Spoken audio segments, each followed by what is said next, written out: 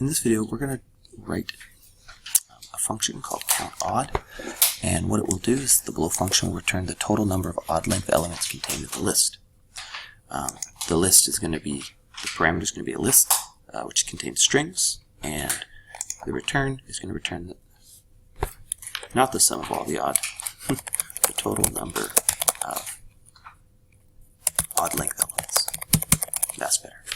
So this first example, countOdd, we take a look at this, we notice that there are three elements, and there are two of which are odd length.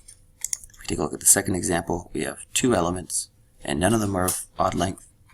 And we take a look at the third example, and it is an empty list, and therefore there are no elements that are of odd length. Just really take note of this fact that we have an empty list as something to consider. It's one of those things you always want to keep in the back of your mind.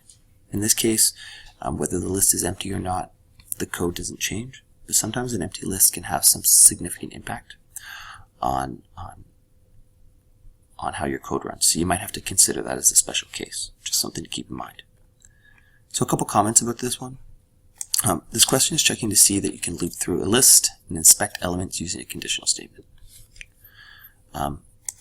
We want to make sure that you can write a loop to go through every element or some pattern of elements, and then we can inspect that element. The question is checking to see that you can inspect a string in a list. That's a really important idea. So we have this list of strings. So we're going to pull out the element in the list, and then we're going to apply the function or calculate the length or whatever it is we need to do. This question is designed to ensure you are reading the instructions, to ensure you identify that you are not calculating the sum, but the count of the sum. One of the things I noticed is students sometimes will tend to memorize the code to calculate the sum. It's a pretty standard question. Is here's a list of strings, find the sum of all the elements or something. And it has happened in past where students will just write that out of reflex. So make sure you read and make sure you're writing the solution that you need to. A nice twist to this question is something like find max odd, which finds the maximum odd value in the array. So you have to look through all the elements and find not just the largest word, but the largest odd length word. It's a nice little twist to consider. And we want to ensure we know how to identify if a value is even or odd using the modulus operator. And I would even extend that a bit further, is we want to ensure we know how to use mod to check if a number is a factor of another. And that's essentially what we're doing when we're checking odd or even, right? So if we take some num mod 2 is equivalent to 0, this means that num is divisible by 2. And if we say num mod 2 is equivalent to 1, this means that num is not divisible by 2. It turns out, because of the definition of an even number, this situation is always going to occur if the number is even, and this is always going to occur if the number is odd. But you can extend this idea of modulus. So if you say num mod, say 7 is equivalent to 0, this means that num is divisible by 7.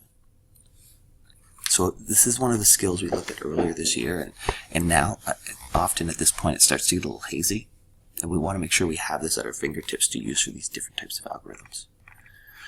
So we initialize a variable total, which just kind of keeps track of the total number of words we found, and then we write our kind of standard loop for going through each element.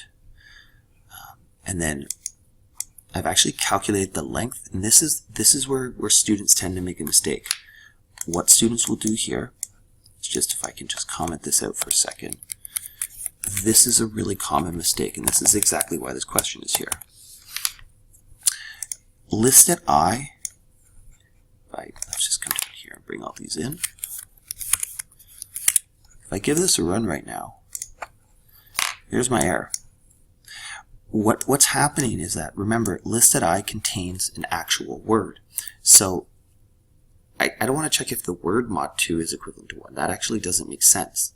You want to check if the length of the word mod 2 is equivalent to 1. So what we have to make sure we do is we have to first, just to fix this, we first pull out the element in the list, and then we calculate the length of that element.